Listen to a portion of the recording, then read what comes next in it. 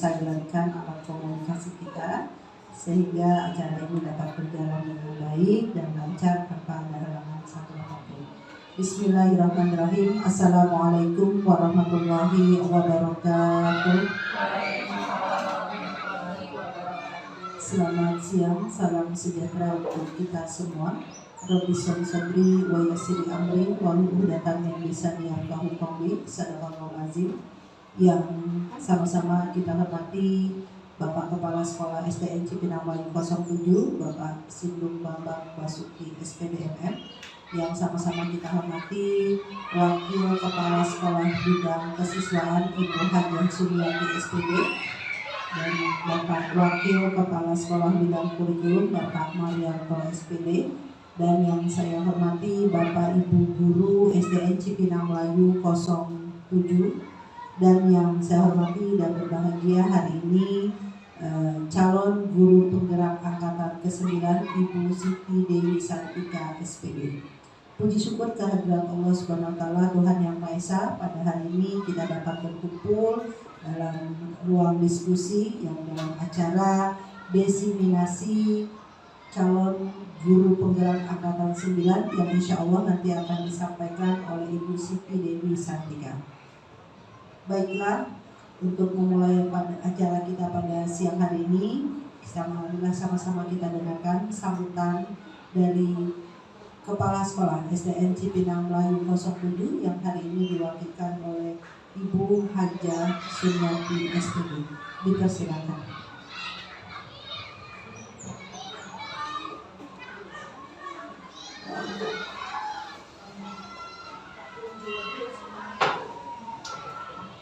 Assalamualaikum warahmatullahi wabarakatuh.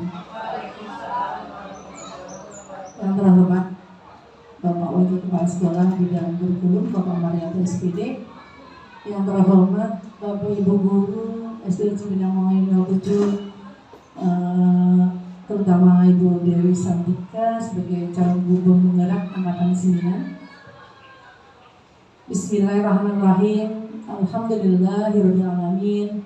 Wassalatu wassalamu ala asrofil anbiya'i wal mursalin Sayyidina wa maulana Muhammadin wa ala alihi wa sahbihi ajma'in, amma ba'du.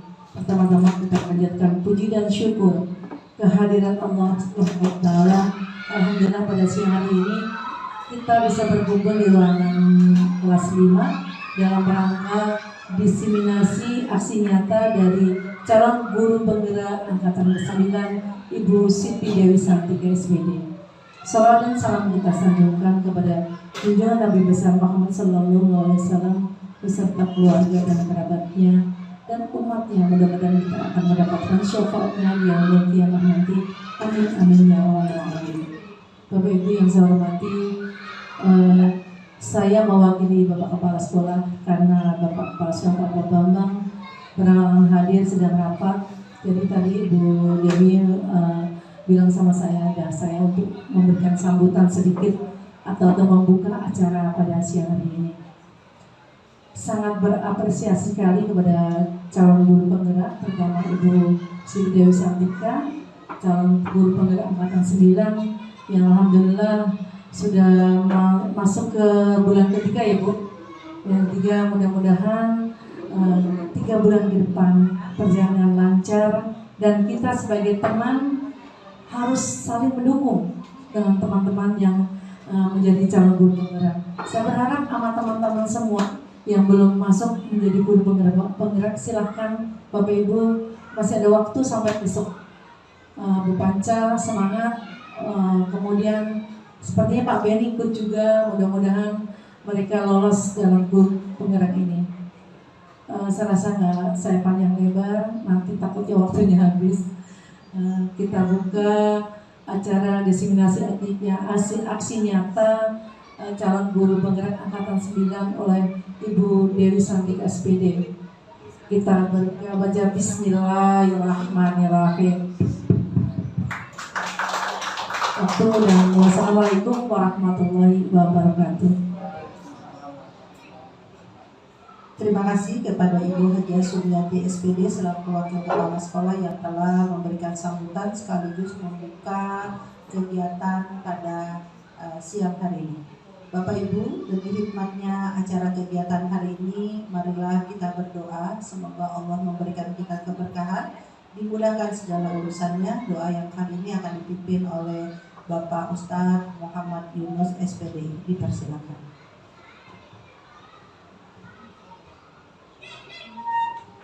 Assalamualaikum warahmatullahi wabarakatuh. Selamat siang Bapak Ibu semua, salam sejahtera. Mari kita awali pertemuan kita pada kali ini dengan kita berdoa kepada Allah Subhanahu wa Ta'ala, Tuhan yang Maha Kuasa. Semoga kegiatan ini diberikan kemudahan, kelancaran, keberkahan, terkhusus untuk Ibu Siti Dewi Santika. Semoga sukses, lancar, dan berkah. Bagi yang beragama Islam, kita membaca surat Al-Fatihah, Ummul Quran, dan mengamalkan doa yang saya baca. Bagi yang beragama lain, silakan berdoa menurut agama dan kepercayaannya masing-masing. Ala hadirin yang beragama Islam, salam alaikum Nabi Al-Fatihah. Alhamdulillah,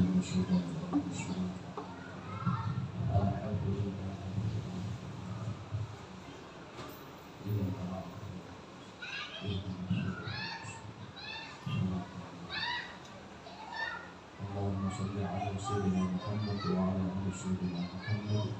Rabbana atina fid dunya hasanah wa fil akhirati hasanah wa qina adzabannar. Walhamdulillahi rabbil alamin. Terima kasih. Assalamualaikum warahmatullahi wabarakatuh. Terima kasih kepada Bapak Muhammad Yunus SPD yang sudah memimpin doa pada hari ini. Bapak Ibu yang kami hormati, saatnya tiba waktunya kita akan mendengarkan sekaligus menyaksikan paparan dari aksi nyata modul 1 dan modul 4 terkait dengan membangun budaya positif di lingkungan sekolah yang akan disampaikan oleh Ibu Siti Dewi Santika, salah satu calon guru penggerak angkatan ke-9 DKI Jakarta. Dipersilakan. Bismillahirrahmanirrahim. Terima kasih Ibu MC, Pak Yunus, dan Bu Yati yang tadi sudah mengawali kegiatan siang hari ini ya. Bapak Ibu, semoga nggak ngantuk ya di waktu istirahat. Saya ganggu untuk kegiatan aksi nyata modul 1.4 tentang diseminasi budaya positif di sekolah. Baik, tidak panjang lebar, saya awali. Assalamualaikum warahmatullahi wabarakatuh.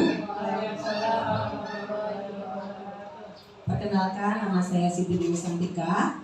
Saya adalah calon guru penggerak angkatan 9 DKI Jakarta yang saat ini sedang menempuh pendidikan guru penggerak, dan saat ini juga saya sudah masuk di pembelajaran modul 2.1, dan kebetulan untuk setiap modul kita ada kegiatan aksi nyata yang harus ada pengimbasan kepada teman-teman semua.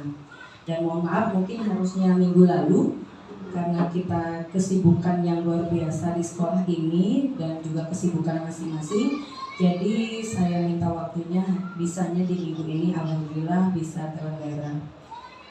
Yang saya hormati kepada Ibu Sumiati SPD, Bapak Marianto sebagai Wakil Kepala Sekolah, dan Bapak Ibu semuanya, sekali lagi saya ucapkan terima kasih atas kehadirannya.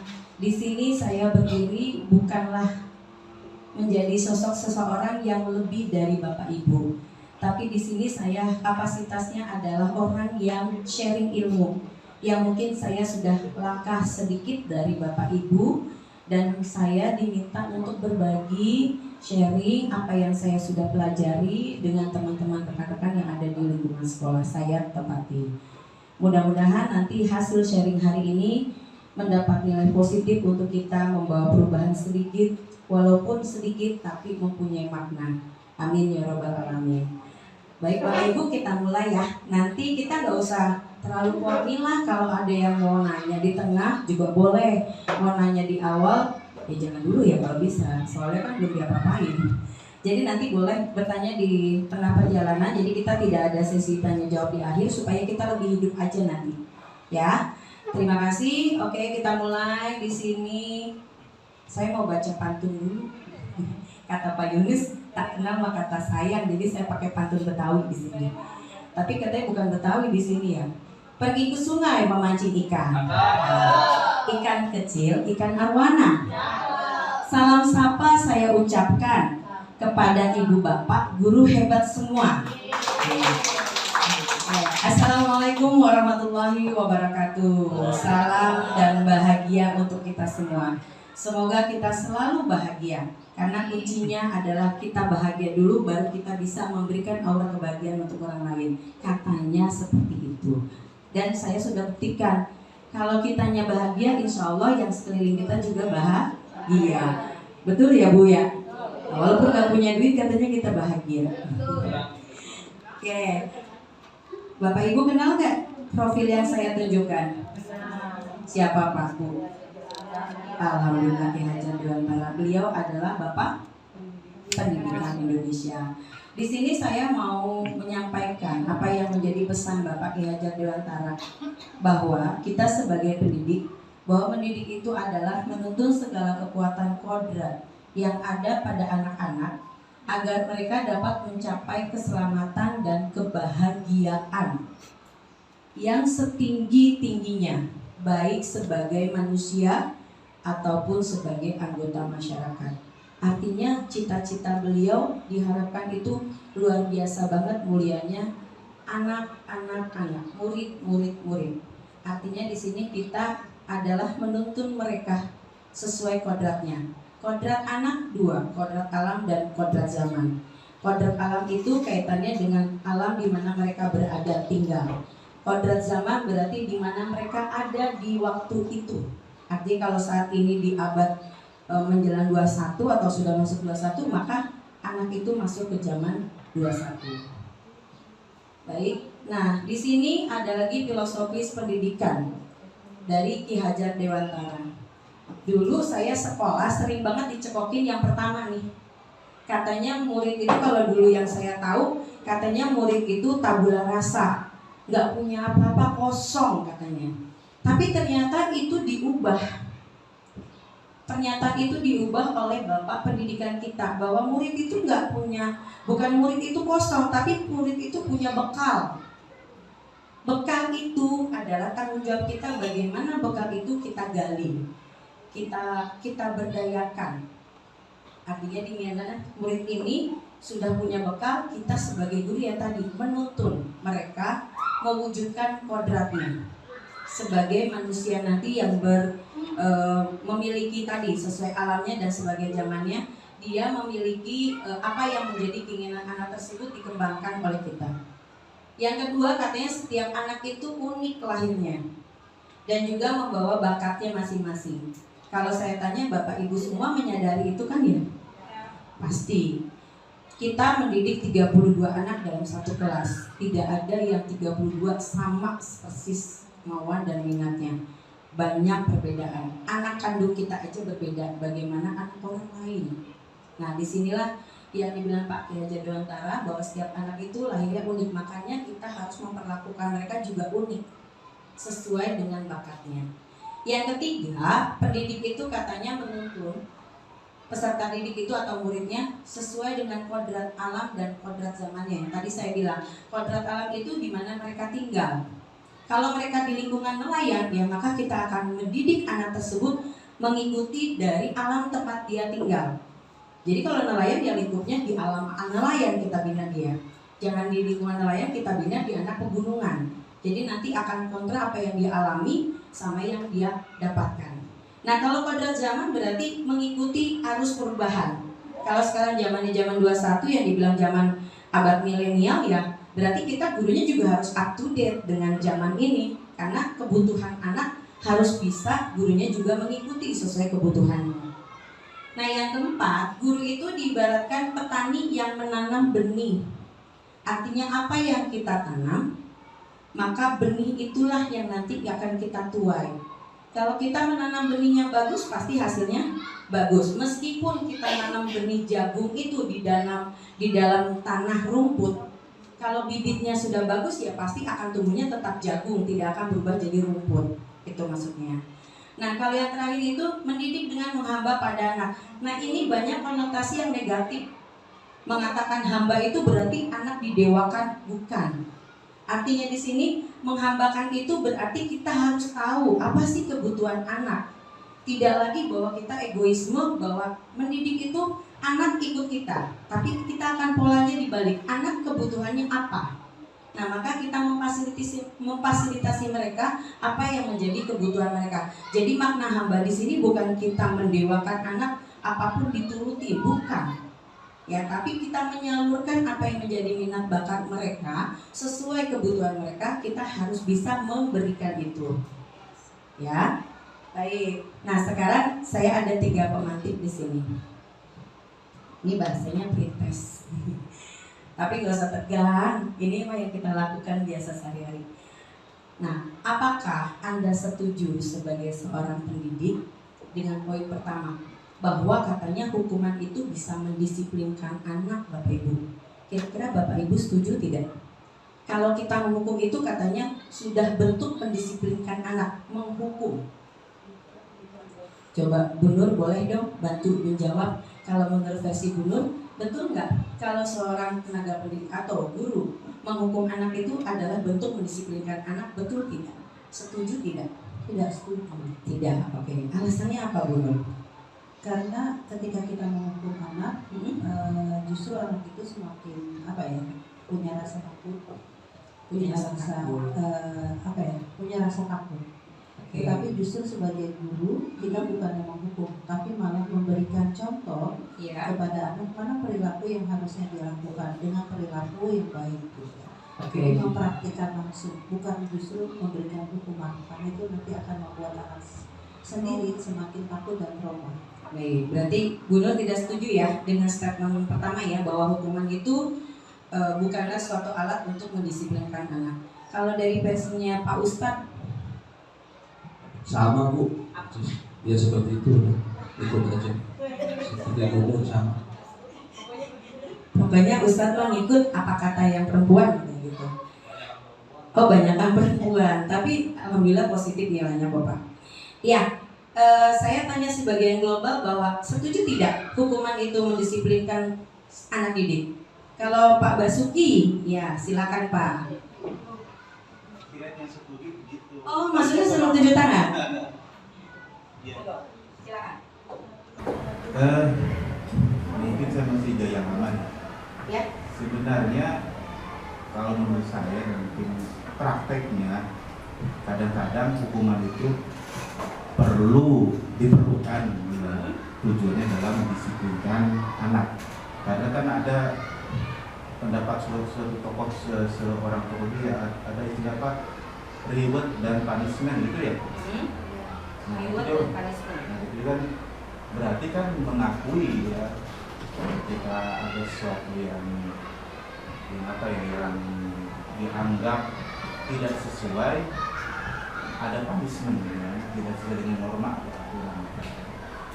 Jadi menurut pribadi saya memang hukuman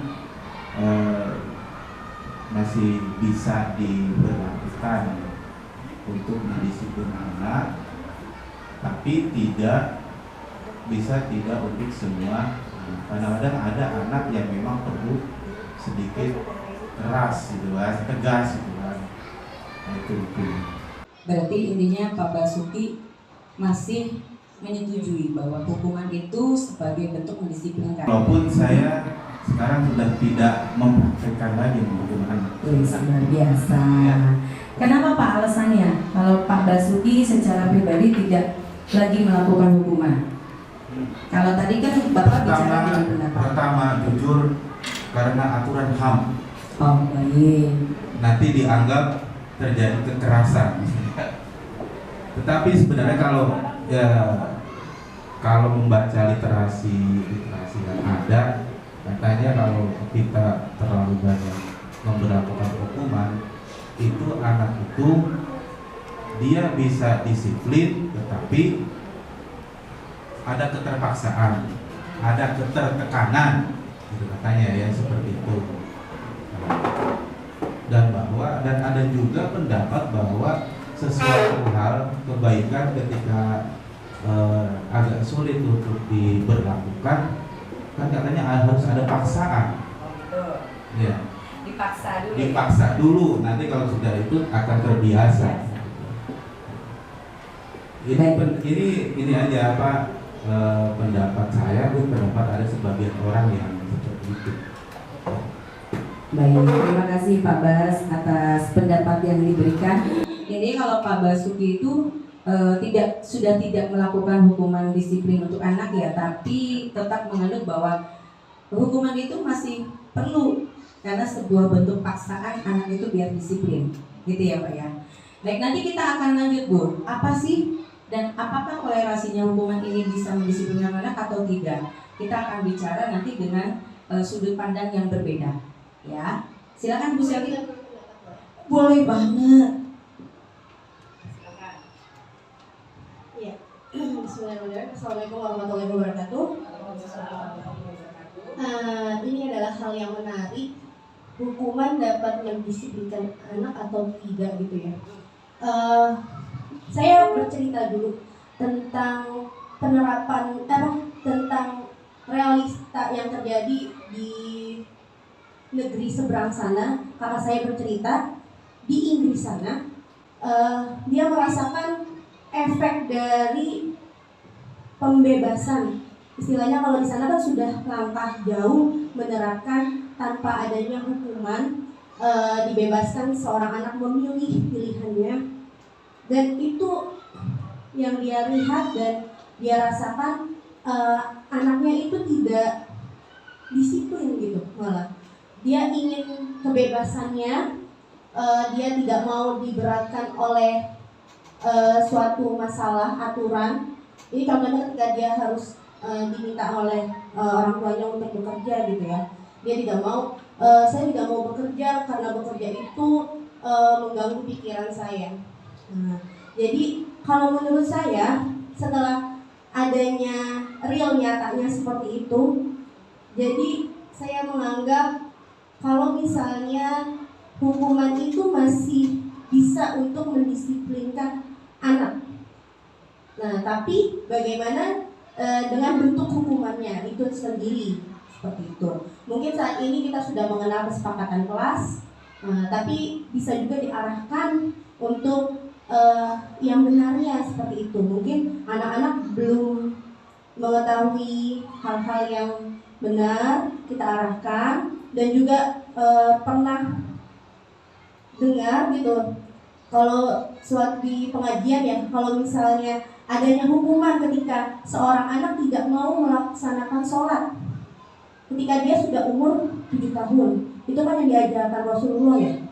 Berarti kan Rasulullah sudah mengajarkan, sudah memberikan contoh bahwa adanya hukuman, dan memang adanya hukuman itu dinamakan kita sebagai konsekuensi dari perbuatan sang anak seperti itu.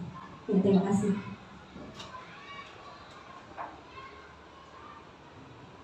Berarti Bu Selly hampir konotasinya sama dengan Pak Bas ya, artinya bahwa hukuman itu tidak bisa kita tinggalkan sama sekali sebagai upaya mendisiplinkan anak, tapi melihat lagi dalam bentuk apa hukumannya, gitu ya. Baik, nanti kita akan bahas lebih lanjut, bahwa ini kita sharing mengenai para pendapat dulu dari teman-teman sebagai pemantik nanti materi yang saya mau paparkan. Nah, sekarang untuk pertanyaan kedua. Kalau menurut Bapak Ibu, pemberian hukuman dengan hal positif. Jadi Bapak Ibu menghukum nih, tapi hukumannya itu dalam bentuk anak ditugasin baca, atau anak ditugasin Bapak Ibu suruh bersihin halaman sekolah. Kalau menurut pendapat Bapak Ibu, itu bisa nggak menjadi upaya hukuman mendisiplinkan anak? Adakah yang mau berpendapat? Kalau menurut Bapak Ibu, contoh pemberian hukuman tapi dalam hal positif, katanya tadi hukumannya disuruh baca anak itu, atau sama Bapak Ibu ditugaskan suruh bersihin halaman sekolah. Menurut Bapak Ibu setuju nggak bahwa itu merupakan hukuman untuk meningkatkan kedisiplinan anak? Oke, Bu Dini boleh Bu berpendapat? Boleh Bu, tadi Pak Bas mic-nya, terima kasih. Ya monggo, kita biar saling terbuka sharing di sini. Pengalaman kita biar bisa saling berbagi. Saya dulu bagi Bu. Silakan. Menurut saya untuk hukuman disiplin termasuk ini termasuk positif ya. Untuk hukuman yang berkelanjutan kayak model apa sih yang harus dihukum, karena apa sih, kita harus bisa membedakan anak dengan kesalahan ataupun punishment yang sesuai dengan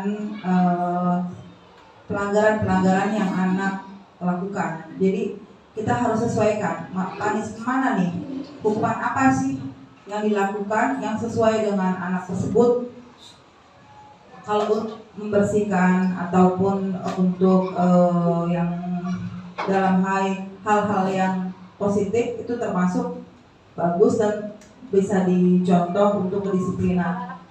Tapi kita harus bisa membedakan hukuman apa dengan dan dasar apa hukuman itu diberikan. Terima kasih.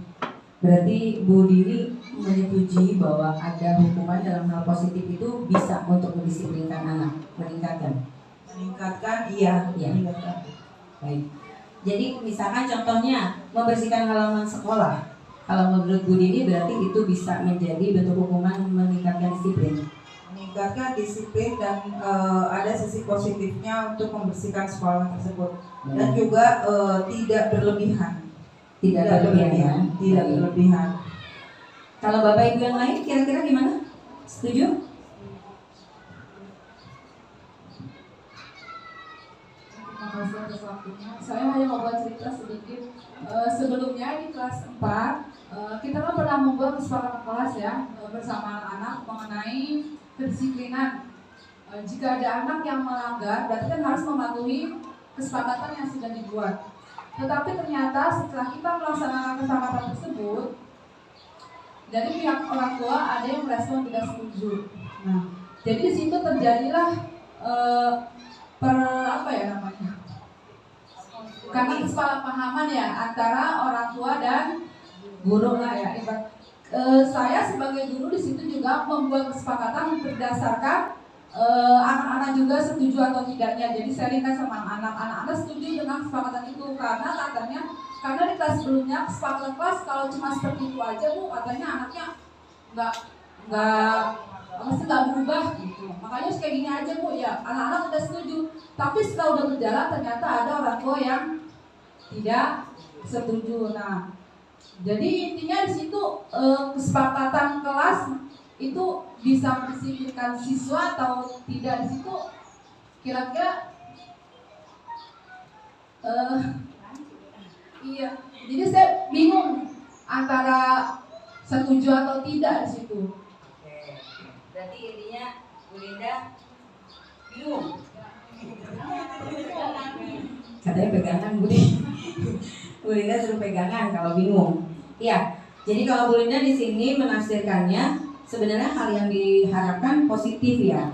Tapi yang terjadi realitanya justru terbalik, adanya sisi penolakan ya, bahwa apa yang dilakukan itu kan sudah berdasarkan kesepakatan, namun ada penolakan dari pihak orang tua yang menganggap pembentukan disiplin itu katanya dampaknya nggak baik buat anak di situ ya, kalau menurut orang tua ya.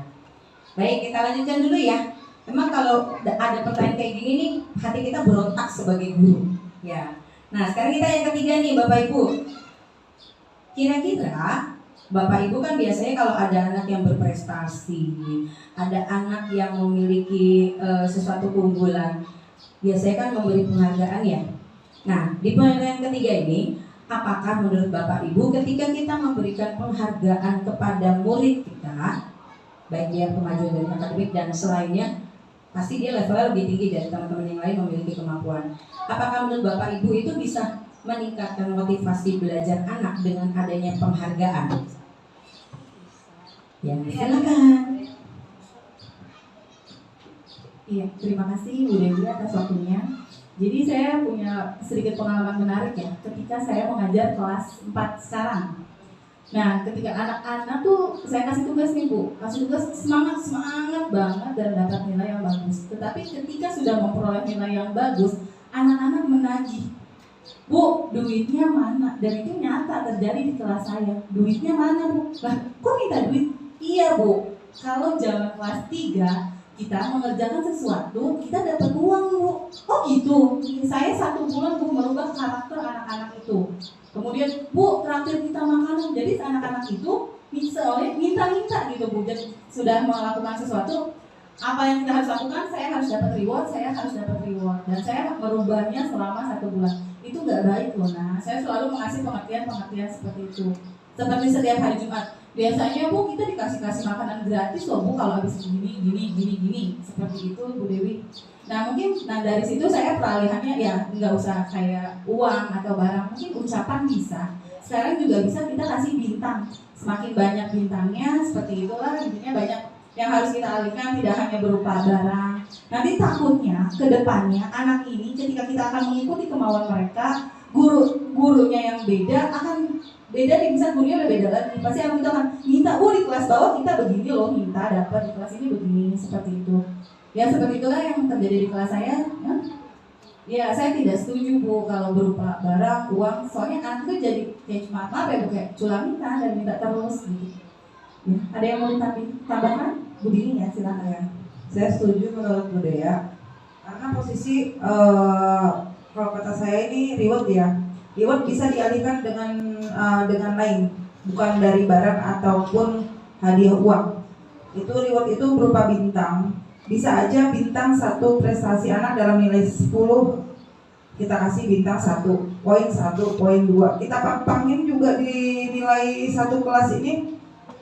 Ada lembaran karton besar gitu, si A sampai si Z semuanya. Di sini bintangnya banyak. Untuk 1 semester kalian bisa lihat yang kurang mana, yang banyak mana, dan orang tua pun bisa melihat nanti. Prestasi anak bisa dilihat. Dari situ bisa anak bisa termotivasi terus. Sampai di sini juga bisa. Bukan berarti untuk menilai suatu baik buruknya nilai dari materi. Itu aja. Terima kasih. Baik, berarti bentuknya gini.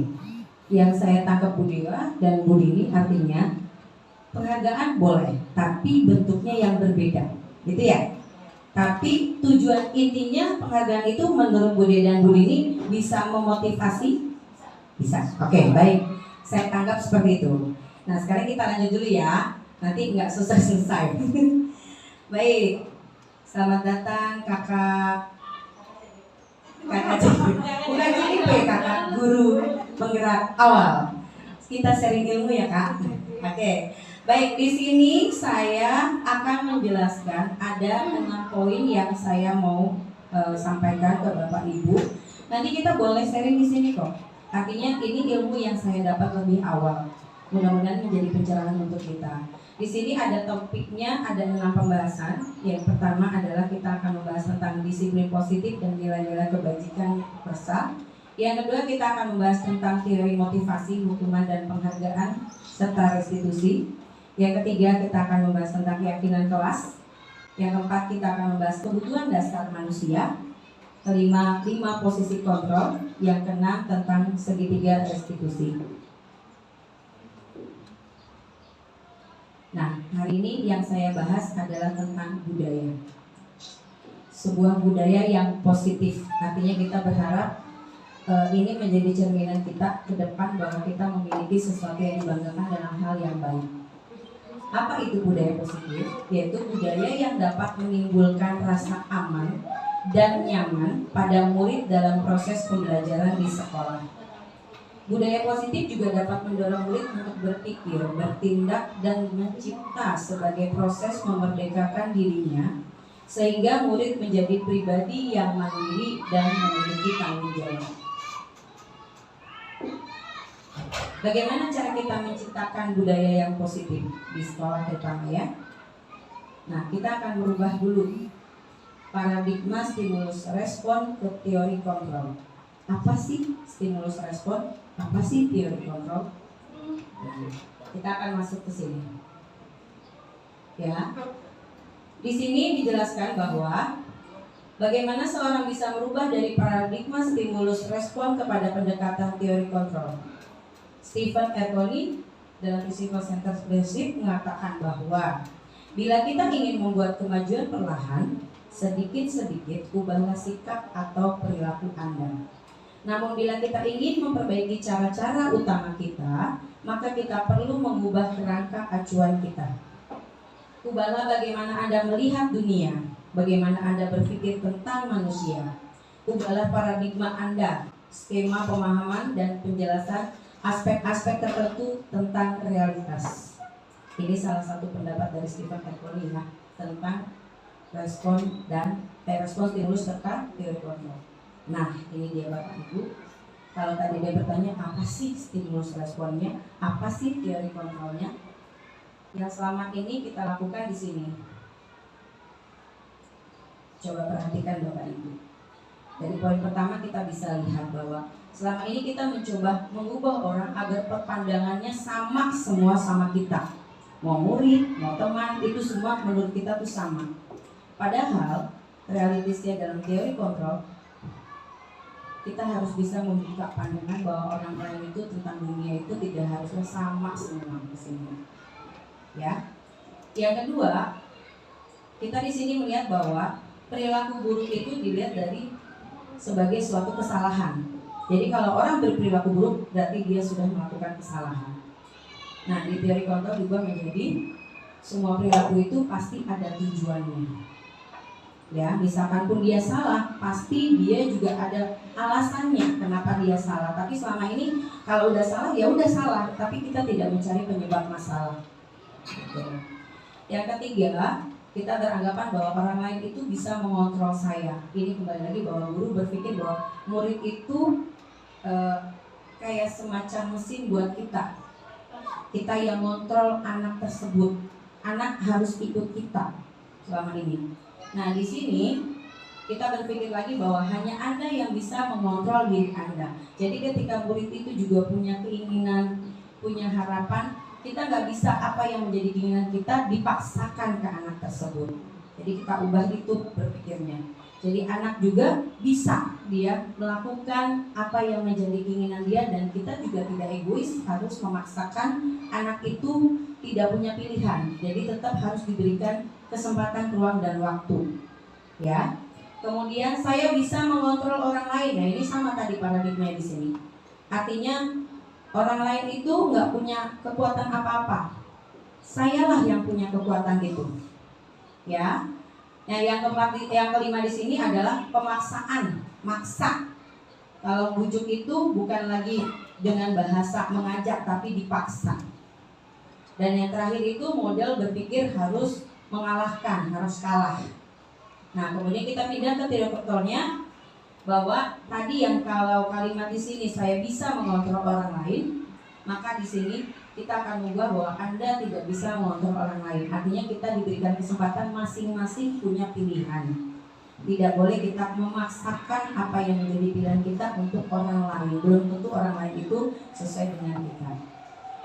Kemudian yang kelima poinnya adalah kolaborasi dan konsensus menciptakan pilihan-pilihan baru. Artinya yang tadi, kembali ketika kita sudah bisa menentukan diri kita sendiri, maka ciptakanlah kolaborasi di sini.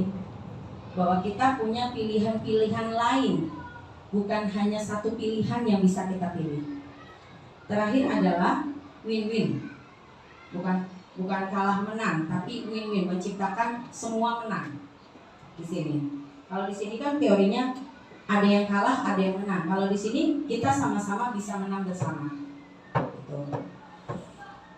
Nah, sekarang bagaimana cara kita menciptakan lingkungan positif?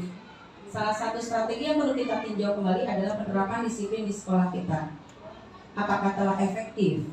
Apakah masih perlu ditinjau kembali? Apa sesungguhnya sih arti dari disiplin? Kita lihat di sini. Nah, di sini saya jelaskan bahwa kata disiplin itu berasal dari bahasa Latin, yaitu disiplina yang artinya belajar. Yang kedua, makna asal dari kata berkonotasi dengan disiplin diri dari murid-murid Sokrates dan Plato. Disiplin diri membuat orang menggali potensinya menuju sebuah tujuan, apa yang dia hargai. Namun, dalam budaya kita, makna disiplin itu telah berubah menjadi sesuatu yang dilakukan seseorang kepada orang lain untuk mendapatkan kepatuhan.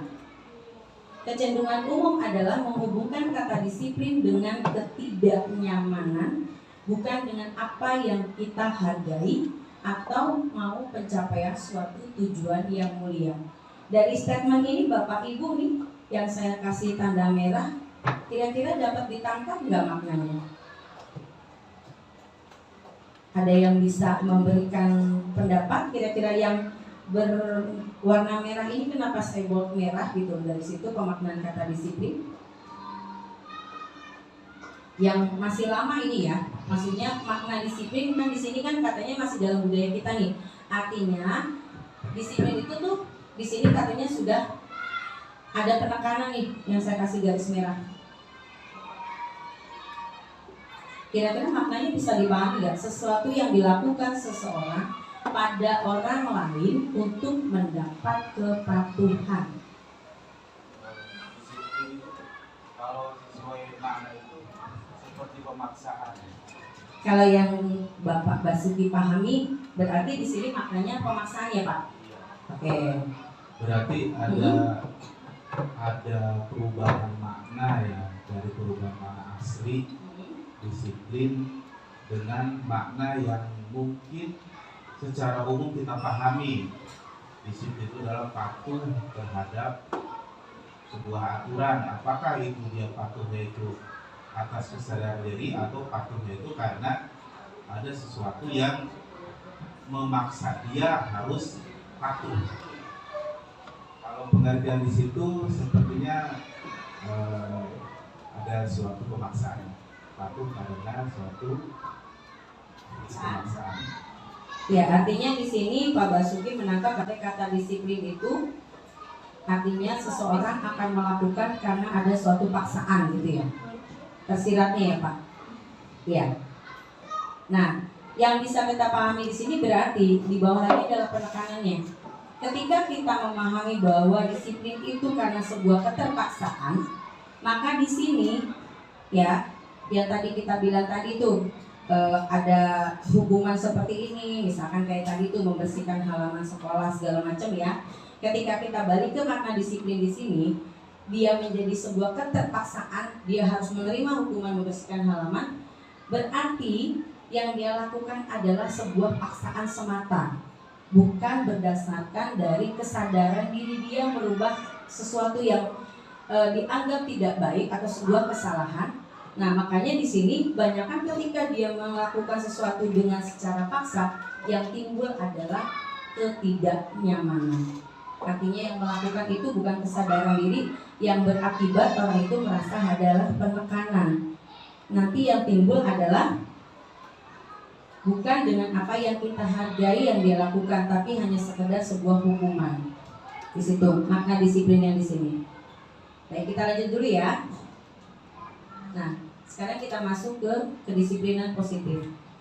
Apa makna dari disiplin positif? Jadi sudah disiplin ke arah yang positif. Mempelajari bagaimana cara kita mengontrol diri dan bagaimana menguasai diri untuk memilih tindakan yang mengacu pada nilai-nilai yang kita hargai agar tercapai tujuan mulia yang diinginkan. Dengan kata lain, seseorang yang memiliki disiplin positif berarti mereka bisa bertanggung jawab terhadap apa yang dilakukannya. Disiplin positif terwujud karena adanya motivasi intrinsik. Nah, sekarang kalau kayak tadi, maaf Bu Linda, kalau kayak tadi nih kasus Bu Linda katanya di kelas 4 ya, ada kesepakatan kelas, kemudian ada pelanggaran. Ya, ada pelanggaran yang dilakukan anak dan pelanggaran itu juga hukumannya sudah sepakat katanya ya. Nah, tiba-tiba dilakukanlah kesepakatan itu. Akhirnya ada kontra, orang tua tidak terima, ya. Nah, di sini saya balikkan ke Bu Linda. Ketika Bu Linda atau anak-anak di dalam kelas tadi, misalkan ya, mereka menentukan sebuah keputusan, pernah nggak diajak bicara ke anak-anak tersebut ketika penentuan hukuman tersebut, apakah kembali bahwa itu yang dilakukan dari anak itu sendiri atau karena ada, wah saya nih kalau melanggar ini pasti saya dapat hukuman nih. Tapi coba ditanyakan nggak ketika menyusun itu dari hati mereka maunya seperti apa? Gitu. Jadi kembali lagi kalau tadi Bu Linda menentukan kesepakatan dengan hukuman fisik ya, kalau saya bilang tadi fisik jatuhnya. Berarti kan itu hanya sekedar menjalankan sepakat, tapi setelah selesai ya sudah selesai, tapi tidak dari dalam dirinya bahwa dia melakukan itu berusaha memperbaiki apa yang menjadi kesalahan dia lakukan perbaikan, dan ke depan dia mempunyai kesadaran dari dirinya sendiri tanpa harus ada dari luar. Berarti dia kan dari luar itu gini, kalau saya melanggar lagi nanti saya dihukum. Artinya itu belum dari dalam diri anak, tapi karena ada sesuatu yang di depan dia yang dia hadapi yang tidak nyaman di situ. Nah, ini kalau kita kembali ke disiplin positif, maka kita sebagai guru di kelas kita bisa menciptakan seperti apa sih bentuknya ya yang kita bisa lakukan untuk membentuk disiplin anak. Ini kata kuncinya, harus berdasarkan motivasi intrinsik, yang artinya itu berdasarkan kesadaran diri dari dalam anak itu sendiri, bukan karena ada di depan ada hukumannya loh, di sini nanti akan kena hukuman lagi loh, di sini kamu akan begini lagi loh. Nah, jadi bukan ketakutan dan ketidaknyamanan itu yang mereka hadapi, tapi mereka sadari diri ketika mereka salah. Mereka tahu nih, kalau seperti ini nanti terus-terusan dihukum kan berarti saya lama-kelamaan juga kan akan merasa nggak nyaman, saya selalu diingat dengan kesalahan satu gitu ya. Nah, jadi intinya ketika kita mau menciptakan suatu disiplin positif ke dalam diri anak, jangan lagi kita berlandaskan kepada motivasi ekstrinsik yang tadi dasarnya adalah penekanan hukuman. Gitu. Nah, sebagai pendidik, tujuan kita adalah menciptakan anak-anak yang memiliki disiplin positif, sehingga mereka bisa berperilaku dengan mengacu pada nilai-nilai kebajikan universal. Ini salah satu motivasi intrinsik yang nanti kita coba gali ya. Setelah kita melakukan budaya positif, kita gali akan muncullah nilai-nilai kebajikan. Apa saja nilai-nilai kebajikan itu yang akan muncul menjadi motivasi intrinsik anak, bukan lagi menjadi ekstrinsik anak. Nah, apa itu nilai kebajikan? Nilai kebajikan itu adalah nilai-nilai yang disepakati bersama, lepas dari suku bangsa. Jadi tidak melihat dari suku bangsanya, dari agamanya, dari bahasa maupun latar belakang. Nilai-nilai ini juga merupakan payung besar dari sikap dan perilaku kita. Atau nilai-nilai ini juga merupakan fondasi kita untuk berperilaku. Nilai-nilai kebajikan adalah sifat-sifat positif manusia yang merupakan tujuan mulia yang ingin dicapai setiap individu. Apa saja yang menjadi nilai-nilai kebajikan kita? Nah, di sini di dalam institusi atau organisasi pendidikan ada 9 pilar karakter yang ada di bawah Indonesian Heritage Foundation. Di sini yang kita harapkan adalah muncul yang akan menjadi motivasi intrinsik anak.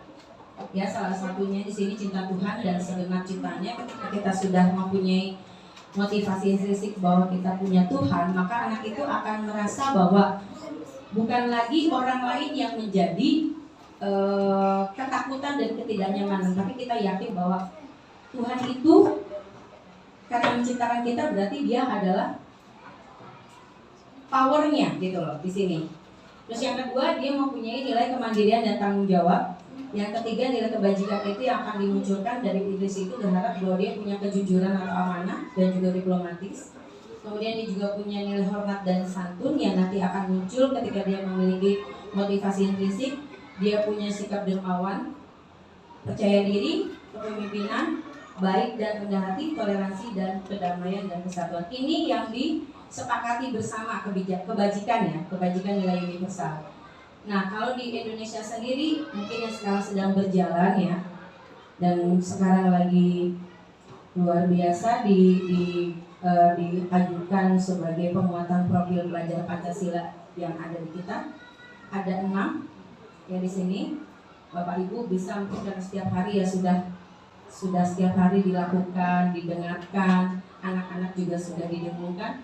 Di sini ada 6 dari nilai profil pelajar Pancasila yang diharapkan untuk pelajar Indonesia terwujud, memiliki sifat beriman, bertakwa kepada Tuhan Yang Maha Esa dan berakhlak mulia, memiliki sikap mandiri, bernalar kritis, berkebinekaan global, bergotong royong dan juga memiliki sifat kreatif. ya. Nah, materi yang kedua yang kita bahas adalah tentang teori motivasi. Nah, yang tadi kita lihat adalah motivasi intrinsik dan ekstrinsik. Nah, di sini ada 3 pembagiannya dari motivasi. Ketika dia mengatakan bahwa apakah yang terjadi apabila saya tidak melakukan, artinya di sini ada rasa ketakutan, ketidaknyamanan, ada faktor luar. Nah, itu maka disebutnya masih motivasinya eksternal, dari luar. Nah, ketika dia sudah di sini masuk lagi, buat apa sih saya melakukan ini? Oh, saya dapat imbalan. Nah, berarti ada sesuatu yang dari luar juga yang jadi pendorong dia. Ini sifatnya juga masih motivasi eksternal atau ekstrinsik. Nah, yang ketiga, kalau dia berlandaskan dari dalam diri anak tersebut dan sudah memiliki kata-kata seperti ini, dia bisa memakai sendiri. Saya akan menjadi orang yang seperti apa bila saya melakukannya. Jadi dia kembali ke dia, bukan karena ada faktor luar yang mendorong dia melakukan itu. Ya, jadi ini sudah kembali masuk ke motivasi internal ke diri anak tersebut. Inilah yang disebut dengan tujuan disiplin positif yang kita harapkan terwujud. Bahwa motivasi itu tidak diwujudkan dari luar, tapi diwujudkannya berdasarkan motivasi intrinsik dari anak tersebut. Nah, sekarang ke Bapak Ibu, kita punya bahan refleksi. Bapak Ibu boleh dibaca dalam hati. Kalau ada yang mau bantu saya baca, boleh.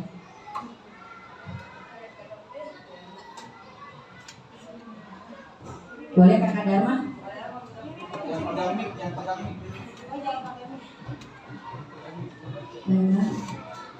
Marilah kita berefleksi sejenak, Bapak dan Ibu guru. Sebagai seorang guru, saat Anda hadir mengajar di kelas tepat waktu, motivasi apakah yang mendasari tindakan Anda? Apakah Anda datang tepat waktu karena tidak ingin ditegur oleh atasan Anda dan kemudian mendapat surat peringatan, atau menghindari ketidaknyamanan dan hukuman? Atau Anda ingin mendapatkan pujian dari atasan Anda dan mendapatkan penghargaan sebagai karyawan atau guru berprestasi, yaitu mendapatkan imbalan atau penghargaan dari orang lain? Atau Anda ingin menjadi orang yang menghargai waktu, menghargai diri Anda sendiri sebagai teladan bagi murid-murid Anda, karena Anda percaya tindakan Anda sebagai guru akan dicontoh oleh murid-murid Anda, yaitu menghargai nilai-nilai diri sendiri. Manakah motivasi yang paling kuat mendasari tindakan Anda? Atau bahkan kombinasi dari 2 motivasi, atau bahkan ketiga-tiganya? Bu Dharma boleh dijawab sendiri. Coba dari Bu Dharma dulu.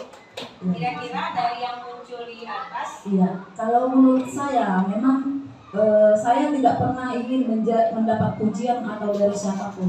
Karena saya sadar sebagai guru, sebagai teladan, seperti kita sebagai model ya di depan anak-anak. Bagaimana kita, pasti anak-anak ikutin. Gak usah di sekolah, di rumah aja begitu. Benar nggak, Bapak Ibu?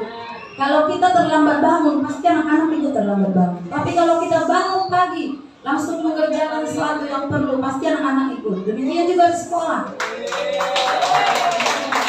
Benar?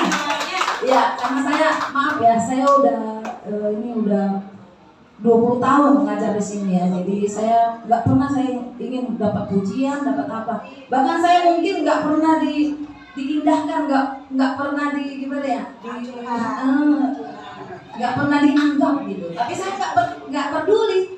Saya sebagai guru, saya sebagai ibu bagi anak-anak saya di sekolah. Terima kasih.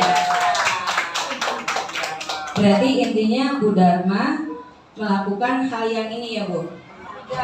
Nah, artinya Bu Dharma itu nggak penting dengan penilaian orang lain kayak apa, nggak penting ada penghargaan atau istilahnya mendapat imbalan ya. Tapi yang Bu Dharma tekankan di sini bahwa Bu Dharma itu punya keinginan saya bisa memiliki tanggung jawab saya sebagai guru menjadi contoh untuk murid-murid saya. Iya, betul Bu Dharma?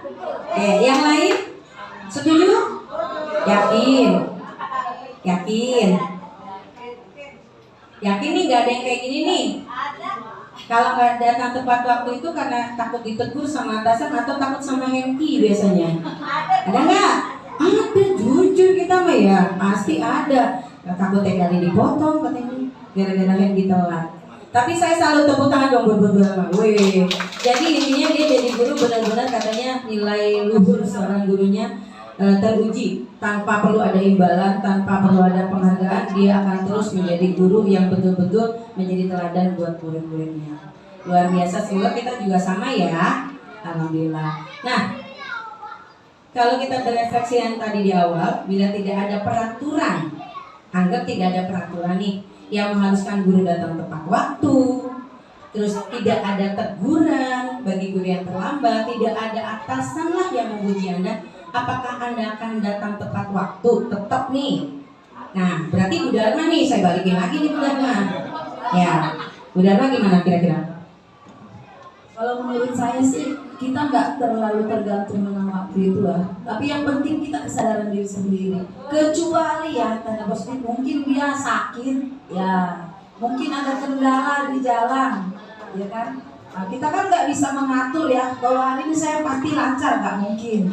Tapi kita niat dulu, kita harus lebih dulu dari murid. Kalau memang kebetulan memang murid itu lebih dulu dari kita, boleh kita minta maaf, benar gak Bapak Ibu? Iya, kalau saya minta maaf ya Ibu datang terlambat. Biasakan meminta maaf. Ya, luar biasa Ibu satu ya. Jadi intinya kalau kata Bu Dharma, mau ada aturan tentang datang tepat waktu atau tidak, adanya teguran dari pimpinan karena datang terlambat atau ada pujian kayak nggak ada masalah bagi Bu Dharma ya. Yang penting saya menjalankan tanggung jawab saya sebagai guru, sebagai teladan untuk murid-murid. Dan jangan lupa tadi pesannya Bu Dharma, guru juga tidak boleh malu meminta maaf ketika dia salah, kata Bu Dharma. Yes, luar biasa banget nih ya. Nah, sekarang kita masuk nih yang tadi kita pelajari dari pematik. Tapi di sini saya membuat lagi sebuah skenario masalah. Nah, Bapak Ibu boleh dibaca, dipahami. Ya, kita akan belajar mengenal apa itu hukuman, konsekuensi, dan si restitusi. Di sini ada kasus Iva yang kurang menguasai pelajaran matematika. Saat pelajaran tersebut berlangsung, dia cuma diam diri atau gambar di buku gambarnya. Pada saat guru matematika yang Pak Seno menanyakan pertanyaan, Ipa menjadi gugup. Tak sengaja menjatuhkan tasnya dari kursi. Segera tiba-tiba menjadi gagap pada saat berupaya menjawab. Seluruh kelas pun bertanya melihat perilaku Iva yang bicara tergagap dan terkejut tersebut. Pak Seno saat itu membiarkan teman-teman IPA menertawakan IPA yang tergagap dan malu luar biasa. Dan malahan minta IPA untuk maju ke depan dan berdiri di depan kelas sambil menunjuk hidungnya karena tidak bisa menjawab pertanyaan Pak Seno. Kelas makin gaduh, anak-anak pun tertawa melihat IPA di depan kelas memegang ujung hidungnya.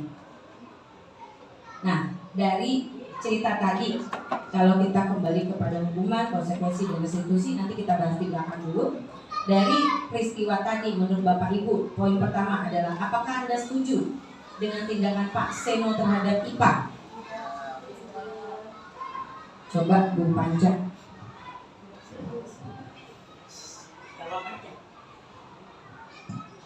Pertama ya? Ya, Apakah Anda setuju dengan tindakan Pak Seno terhadap IPA? ya tadi IPA di depan. Saya setuju. Oke, nggak setuju ya? Alasannya Ya tadi anak tadi udah salah, kemudian ditunjuk-tunjuk, lalu dia dihukum lagi di depan, diketawain semuanya, kemudian dibiarkan gitu.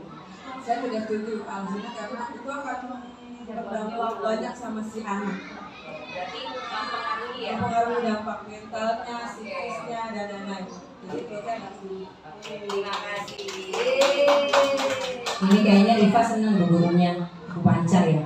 Oke, yang kedua, menurut Anda tindakan Pak Seno terhadap IPA adalah sebuah hukuman atau konsekuensi? Hukuman merupakan hukuman atau konsekuensi? Coba Pak Wira. Memilih. Bukannya iya, memilih.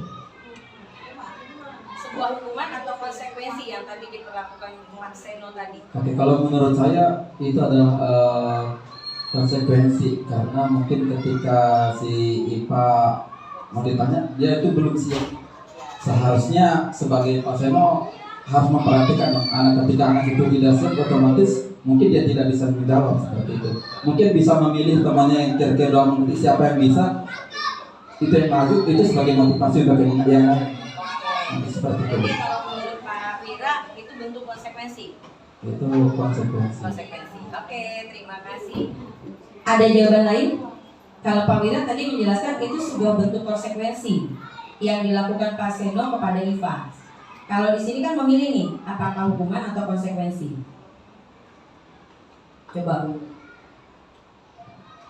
Kalau menurut pendapat saya, tindakan Pak Seno itu sudah berbentuk hukuman karena meminta IFA maju dan menunjuki dunia. Jadi atas kesalahan yang sudah dilakukan IFA, justru Pak Seno meminta IFA maju ke depan, menunjuki dunia di depan teman-temannya dan membiarkan teman-temannya mempertawakan IFA. Gitu. Jadi kalau menurut saya, ya itu sudah sebentuk suatu hukuman. Oke, kalau menurut hukuman, ya.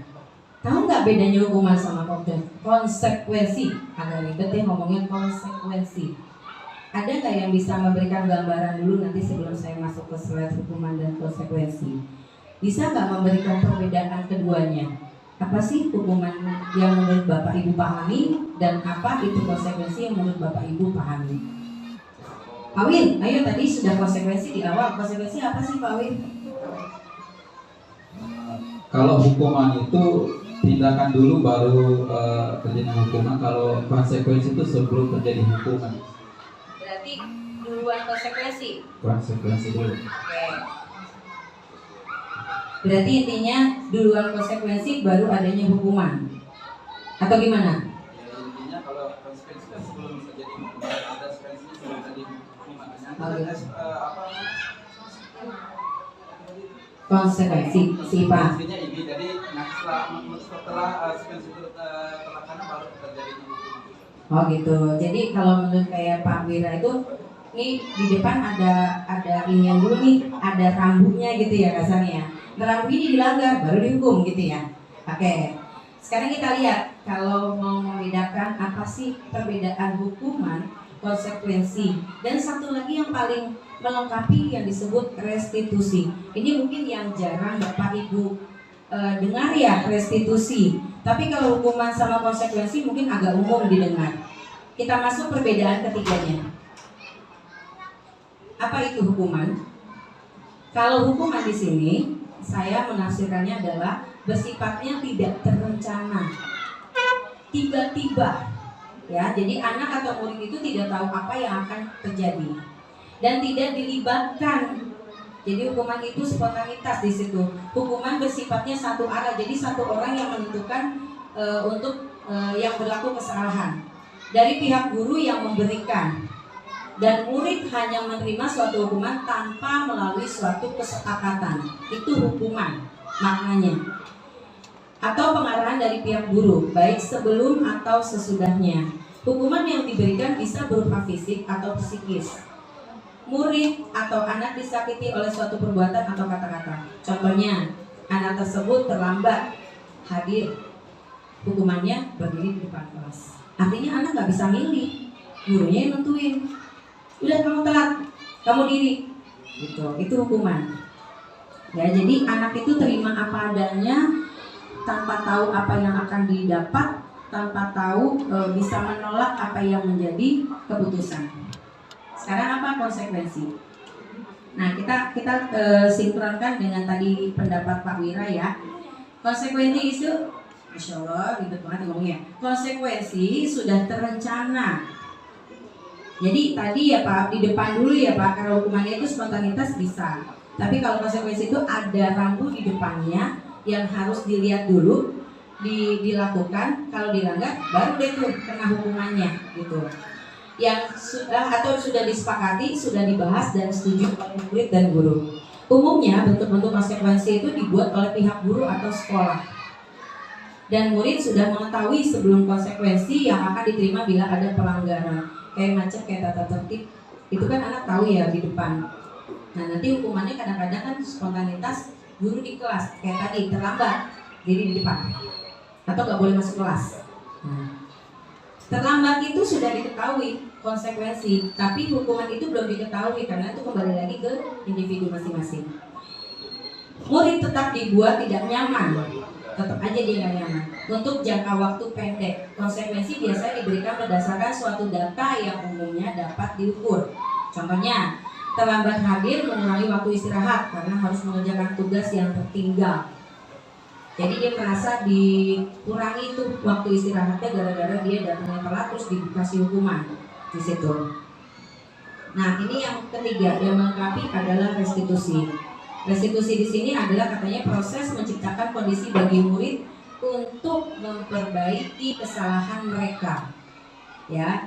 Jadi diberikan kesempatan nih, kalau tadi hukuman satu pihak guru yang membentuk, murid hanya tinggal terima. Yang kedua, ada kesepakatan yang dibentuk, tetap murid itu juga menerima hukuman, ya, dan restitusi. Dan restitusi di sini adalah proses kolaborasi yang mengajarkan murid untuk mencari solusi untuk masalah mereka dan membantu murid berpikir tentang orang seperti apa yang mereka inginkan dan bagaimana mereka harus memperlakukan orang lain. Contoh, terlambat hadir mencari penyebab dan mencari solusi. Kadang kita, ya tadi dibilang antara hukuman dan konsekuensi, ketika anak hadir, bapak ibu mungkin sebagian besar hanya melihat sisi anak itu datang telat. Kamu telat, jam berapa ini? Sudah di sana. Tapi tidak coba mengklarifikasikan. Dan itu sifatnya sepihak. Anak terima nggak kalau sudah digituin? Belum tentu. Di sininya kesel. Saya hadapin itu. Artinya ketika kita tidak mencari tahu, dia keselnya luar biasa ngelihat kita, serasa dizolimin, serasa kita ditekan sama orang lain. Nah, di restitusi ini adalah solusi yang win-win, saling menang. Artinya guru tidak salah, murid pun tidak dipersalahkan atas kesalahan yang diperbuat, tapi mencari solusi. Kenapa masalah itu terjadi dan bagaimana solusinya biar masalah itu tidak terjadi lagi. Dan intinya harus kembali bukan dari eksplisit anak itu merubah diri, tapi dari dirinya sendiri. Makanya kita cari tahu penyebabnya. Gitu. Ketika anak itu merubah dengan cara sepihak tanpa mencari tahu, dia bisa berubah, tapi bukan dari diri dia, tapi hanya sebuah tuntutan karena dia takut hukuman. Gitu. Nah, jadi restitusi ini dibilang posisi yang paling baik bagaimana kita bersikap sebagai guru, haruslah bijak memberikan solusi, menang, sama-sama menang. Artinya kita mencari tahu sebuah permasalahan itu kenapa penyebabnya dan apa solusinya. Oke, kita lanjut ya. Nah, ini 9 ciri-ciri dari sebuah restitusi. Kalau restitusi itu katanya bukan untuk menebus kesalahan, tapi belajar dari kesalahan. Jadi kalau dia hari ini terlambat, bukan dia merasa bersalah dia terlambat dihukum, tapi ketika dia terlambat, dia menyadari bahwa terlambat itu ada negatif untuk diri dia, ya, dari diri dia sendiri. Yang pertama kan pasti dia akan merasa bahwa ketika saya terlambat berarti saya sudah tidak menghargai aturan yang berjalan. Artinya dia itu sudah memiliki rasa bahwa dia punya tanggung jawab, tapi karena suatu hal dia melakukan kesalahan, tapi dia menyadari kesalahan itu dari dirinya sendiri, bukan karena dihukum. Kamu telat, kamu dihukum, besok telat lagi kamu dihukum. Artinya itu tidak menyadari kesalahan. Yang kedua, tujuan dari ciri-ciri restitusi itu bisa memperbaiki hubungan. Sekarang kalau kita menghukum anak ketika dia berbuat salah, yang terjadi adalah saya pernah mengalami bahwa anak itu hanya memiliki rasa kesal, benci, dendam. Dia merasa dipojokkan, disudutkan, bahwa saya cuma taunya salah, tapi saya nggak dicari tahu kenapa saya melakukan kesalahan. Dan umumnya itu guru hanya memfitnah dari sisi apa yang terlihat, tapi tidak mencari sebuah penyebab. Gitu. Nah, yang ketiga, tawaran bukan paksaan. Jadi bukan menekan di sini, tapi kita mencari penyebab tadi. Jadi saling mencari tahu. Yang ketiga, yang keempat adalah restitusi itu untuk menuntun, untuk melihat ke dalam diri anak atau diri kita sendiri. Jadi jangan saling egois bahwa saya yang paling benar, Anda yang salah. Tapi kita belajar bahwa kita menyadari bahwa orang lain itu juga melakukan kesalahan, pasti ada penyebabnya. Gitu. Nah, yang kelima itu mencari kebutuhan dasar yang mendasari tindakan. Artinya di sini seseorang pasti ketika berbuat kesalahan itu tindakannya pasti ada penyebabnya. Kita cari dulu yang menjadi dasar dia melakukan kesalahan tersebut dari tindakannya. Jangan langsung kita mengejudge atau menghukum dari kesalahan yang diperbuat. Yang keenam, restitusi itu adalah cara yang paling baik karena kita kan mau mencari win dan win, bukan win dan lose. Ya, yang tujuh, restitusi itu fokus pada karakter bukan tindakan. Artinya mewujudkan nilai-nilai kebajikan tadi supaya anak tumbuh dalam dirinya punya rasa tanggung jawab itu seperti apa menggalinya. Ya, kalau dalam bentuk hukuman dia bukan tanggung jawab tapi hanya rasa benci yang muncul, bukan nilai kebajikan yang kita harapkan. 8. Fokusnya kepada solusi. Ketika anak sudah tahu bahwa telat itu merupakan suatu kesalahan, kita cari permasalahan, maka itu kan menjadi solusi buat mereka supaya mereka mempunyai motivasi dari dirinya untuk memperbaiki kesalahan mereka. Yang ke-9, restitusi itu mengembalikan murid yang berbuat salah pada kelompoknya.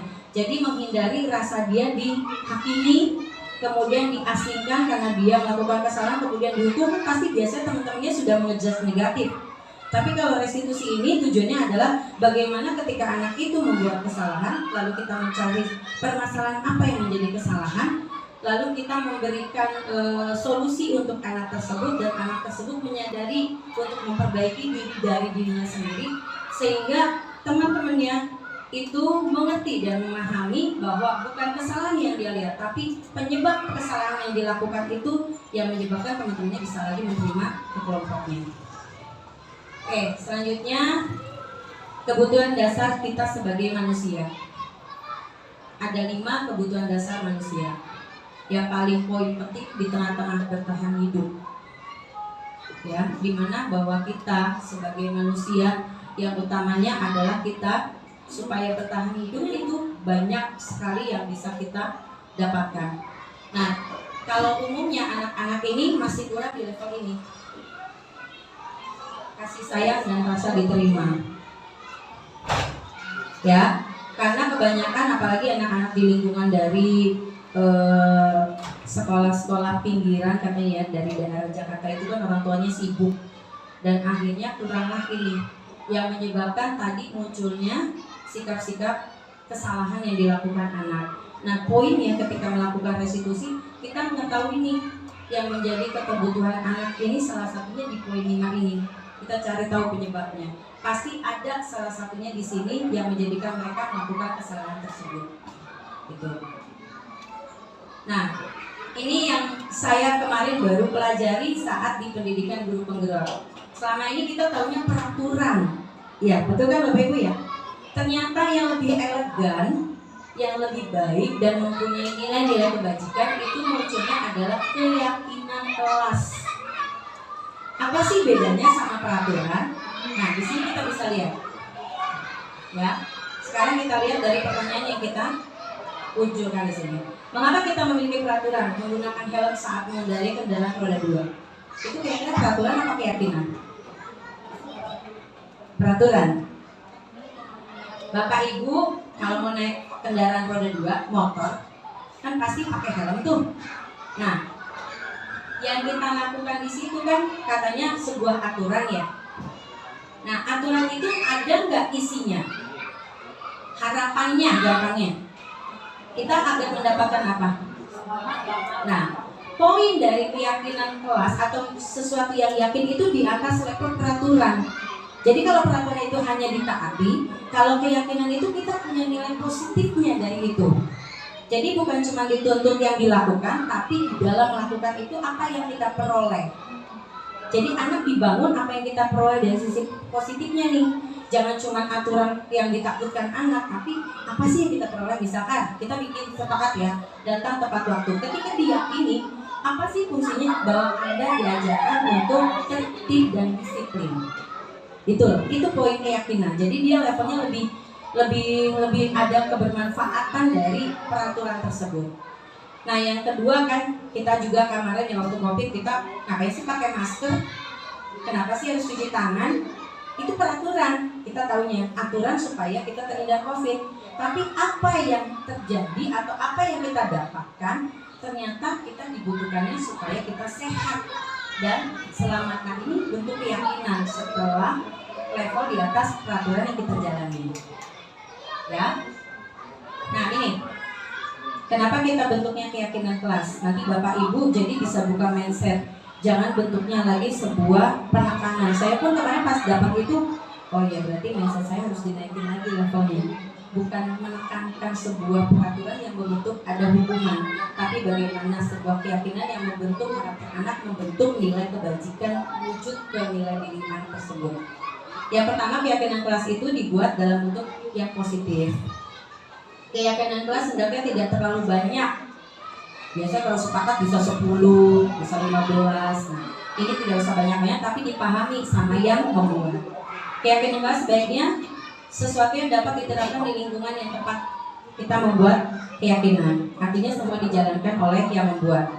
Kemudian sewarga kelas hendaknya ikut berkontribusi dalam pembuatan keyakinan kelas lewat kegiatan curhat pendapat. Jadi bukan penekanan dengan sistem tunjuk-menunjuk atau cuma karena yang mayoritas didengar, tapi yang minoritas pun perlu didengar.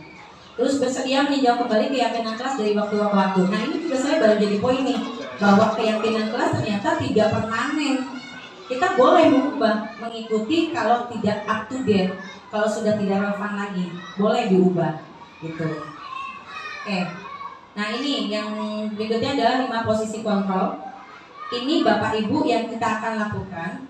Di posisi manakah restitusi itu? Ya, yang tadi sikap kita mencari permasalahan, terus kita mencari solusi.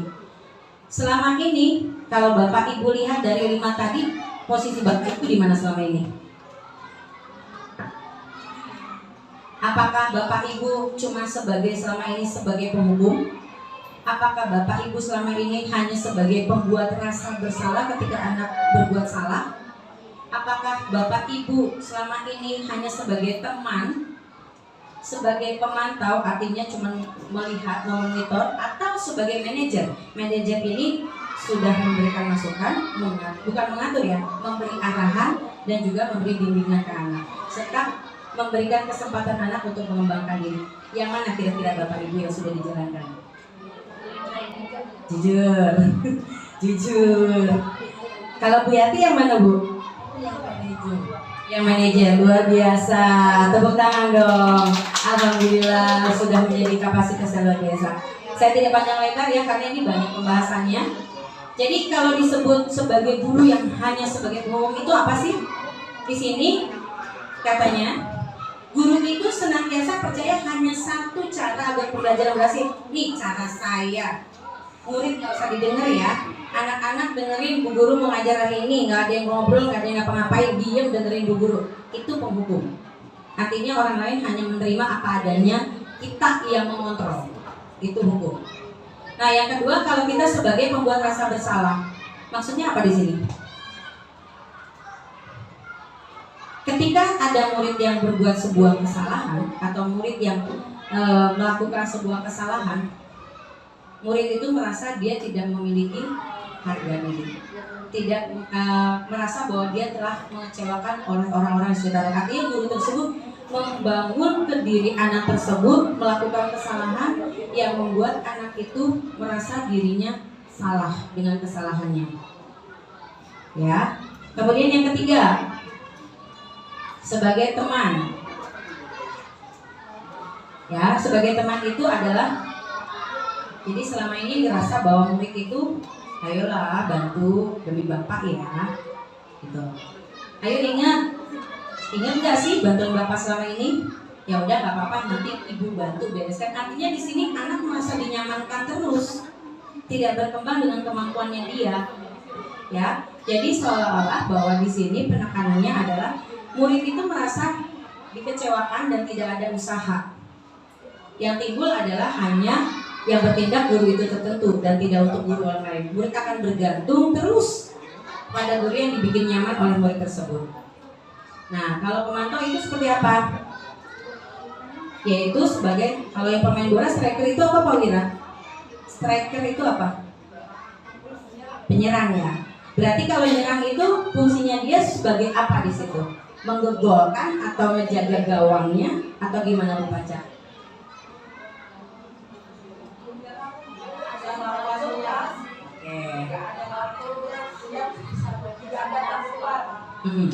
Berarti dia siap gitu ya, siap melakukan apapun demi mempertahankan. Nah, kalau posisi pemantau sendiri itu katanya dari yang tadi stimulus sama respon tadi.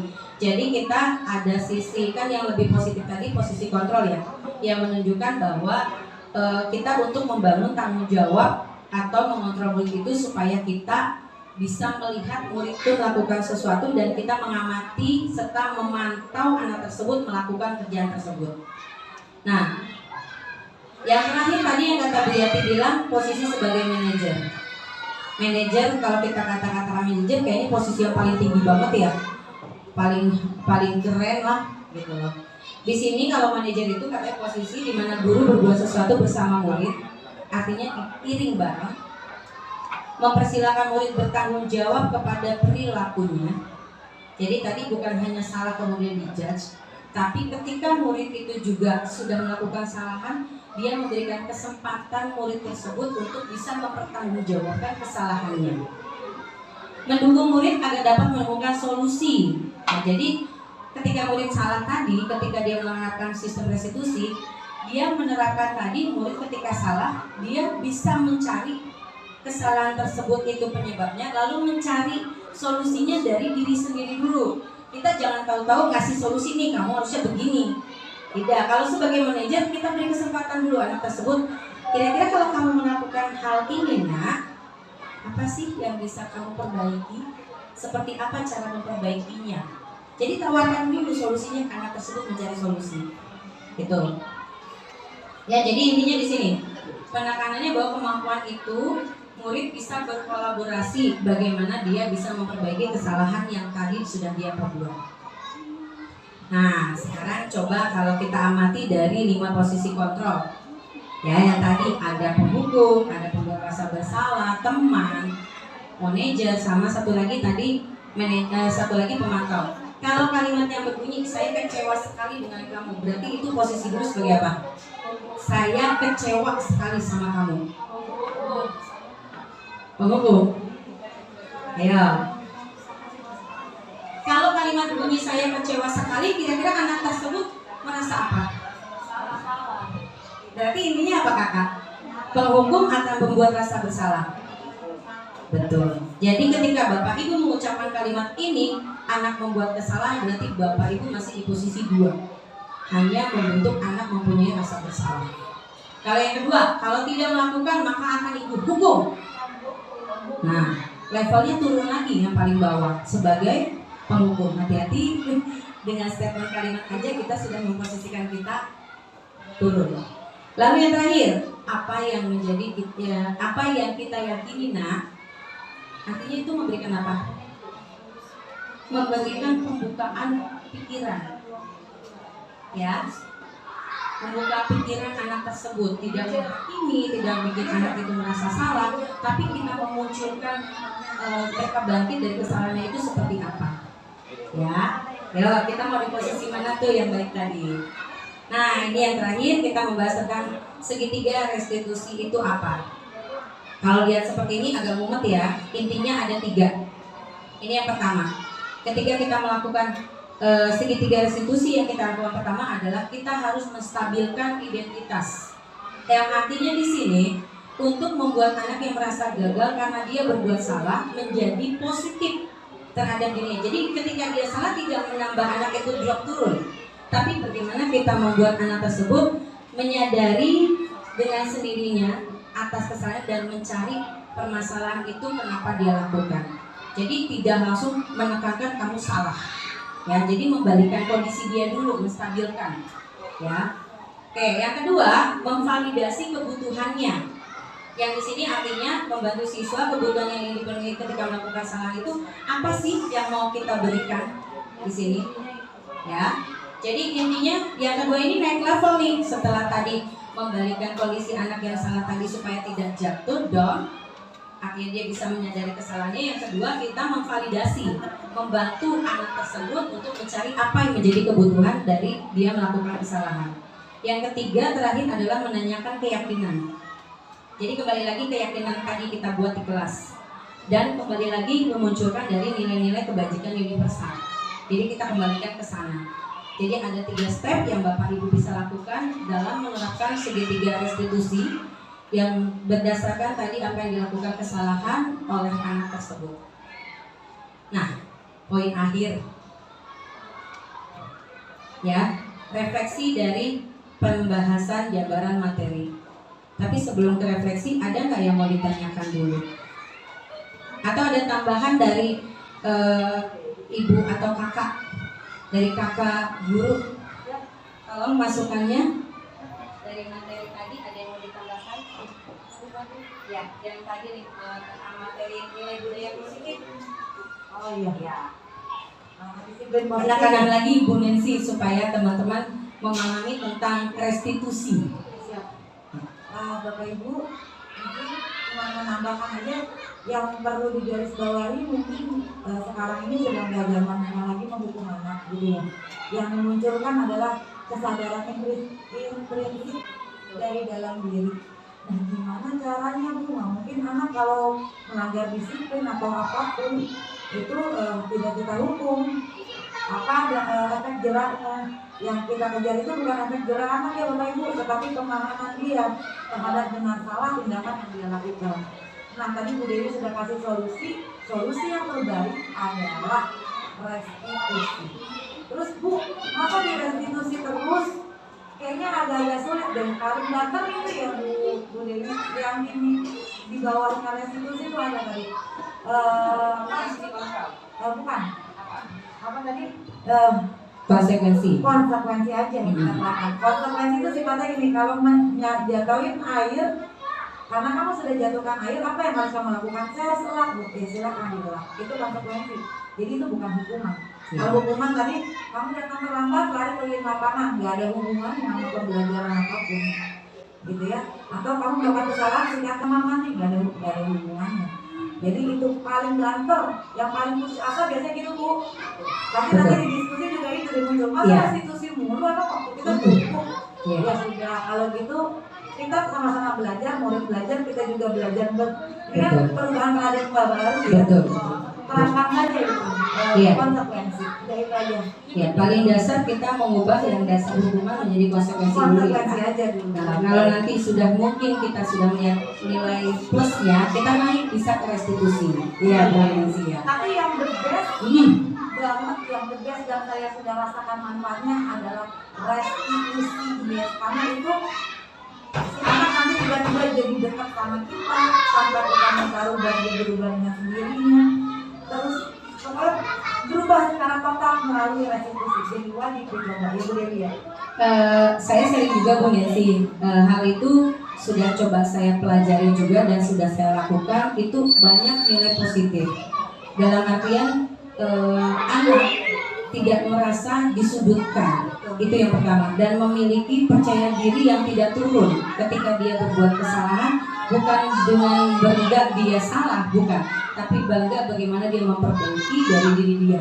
Itu yang nilai positif saya lihat, bahwa ketika seorang anak berbuat salah kemudian kita melakukan restitusi, efeknya adalah positifnya lebih banyak yang didapatkan baik ke anak tersebut atau ke lingkungan tempat dia berada, yang tadi mengembalikan ke kelompoknya. Bukan ke anak aja, tapi kita juga jadi sadar, jadi lebih paham sama si anak kita ya. Iya. Baik, teman-teman, tadi penambahan materi tambah yang luar biasa, menambah penguat kita ya, bagaimana kita menciptakan iklim yang positif di sekolah kita melalui budaya restitusi. Paling tidak kalau belum sampai ke restitusi, ke konsekuensi dulu deh, hukumannya paling tidak ditinggalkan gitu ya. Nah, sekarang kita refleksi nih Bapak Ibu, dari materi 6 tadi ya, saya paparkan di awal, kita mempelajari atau saya berbagi tentang nilai positif, budaya positif, nilai kebajikan, 5 posisi kontrol, kemudian segitiga restitusi, kebutuhan dasar manusia, sampai ke motivasi tadi.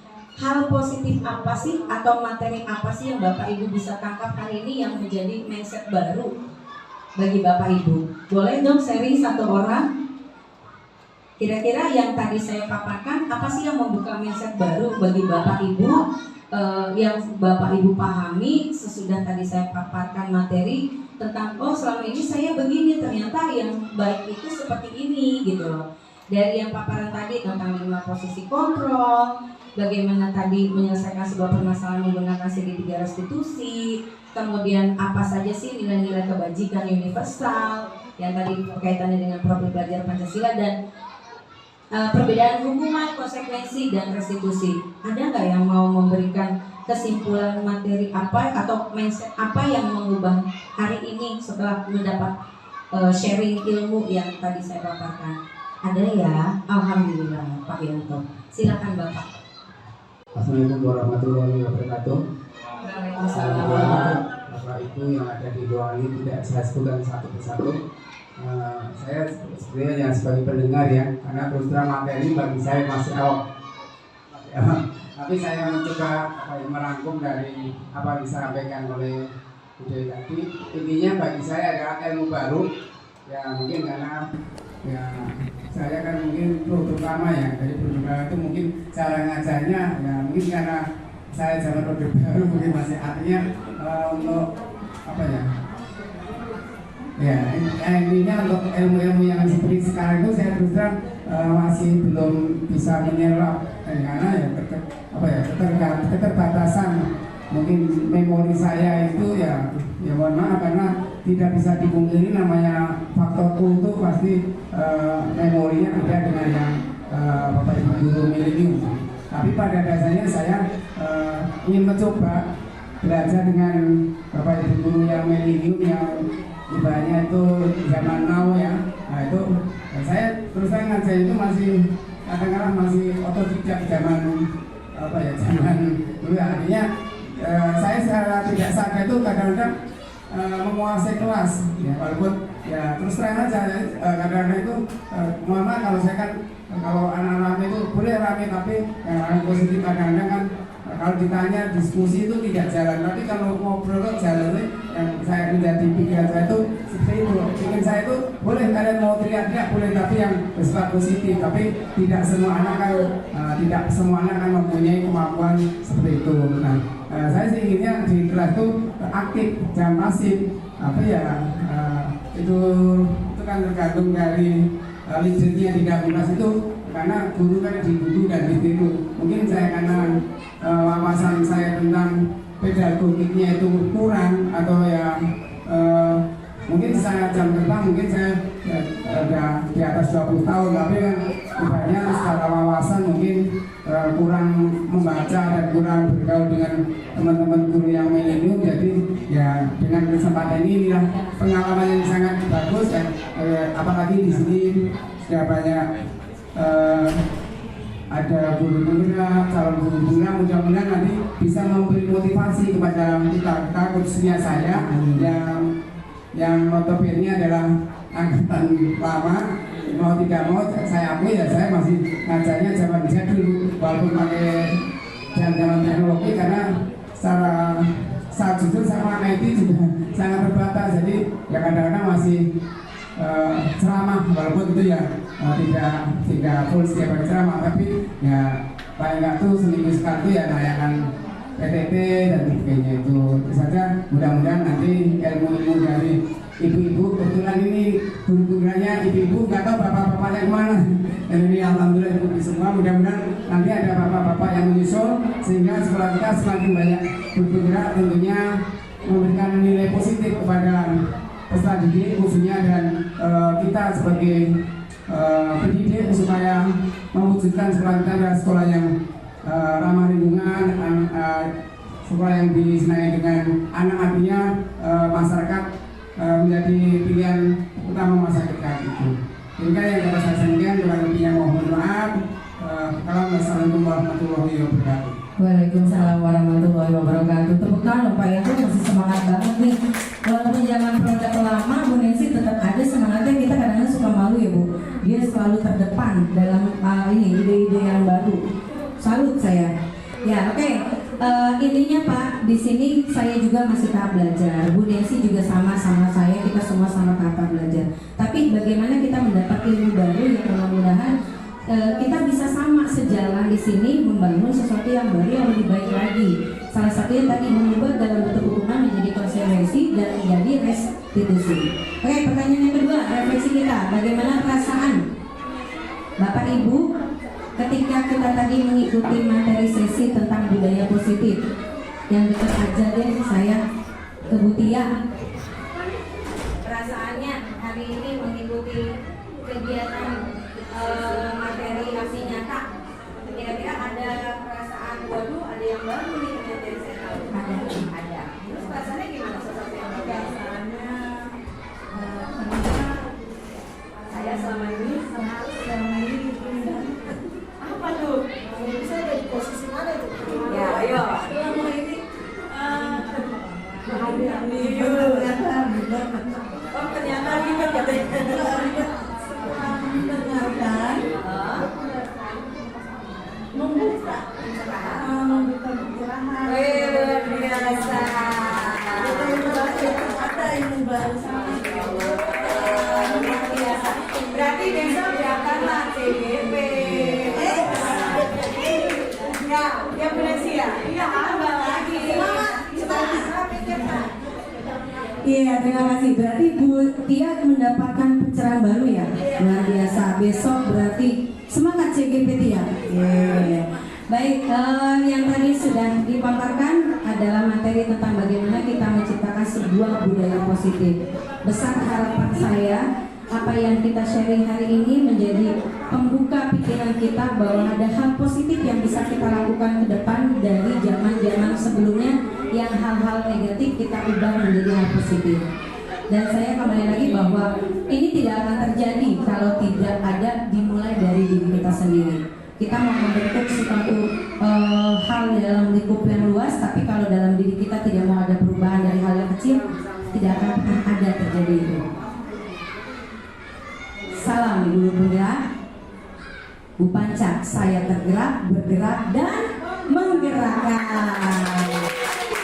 Terima kasih Bapak dan Ibu guru hebat. Saya tunggu kalian di CGP berikutnya. Luar biasa, tepuk tangan semua. Wabillahi taufiq wal hidayah. Wassalamualaikum warahmatullahi wabarakatuh. Saya kembalikan ke Bu Nur, silakan.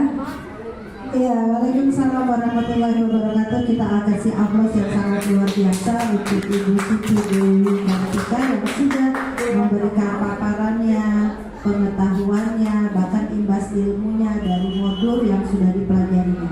Hari ini kita mendapatkan ilmu baru. Sebenarnya sudah kita lakukan yang seperti Bu Tia tadi bilang, dapat hal-hal yang baru, istilah baru. Jadi kita jadi tahu ya Bu, posisi kita nanti jadi guru ada di sebelah mana gitu. Terima kasih atas penyampaiannya.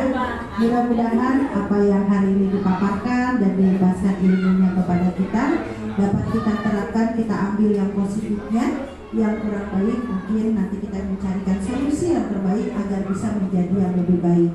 Terima kasih kepada Bapak Ibu yang sudah hadir dalam acara kegiatan hari ini. Semoga senantiasa kita mendapatkan keberkahan dari Allah Subhanahu wa Ta'ala, Tuhan Yang Maha Esa, sehingga kita bisa menjadi guru penggerak berikutnya. Dan mohon doanya kita kasih support juga buat teman-teman yang hari ini mendaftar. Mudah-mudahan bisa diselesaikan dan bisa lulus berkasnya menjadi guru penggerak angkatan ke-11.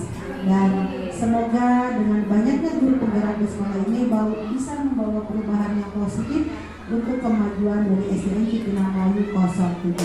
Terima kasih. Saya selaku pengawas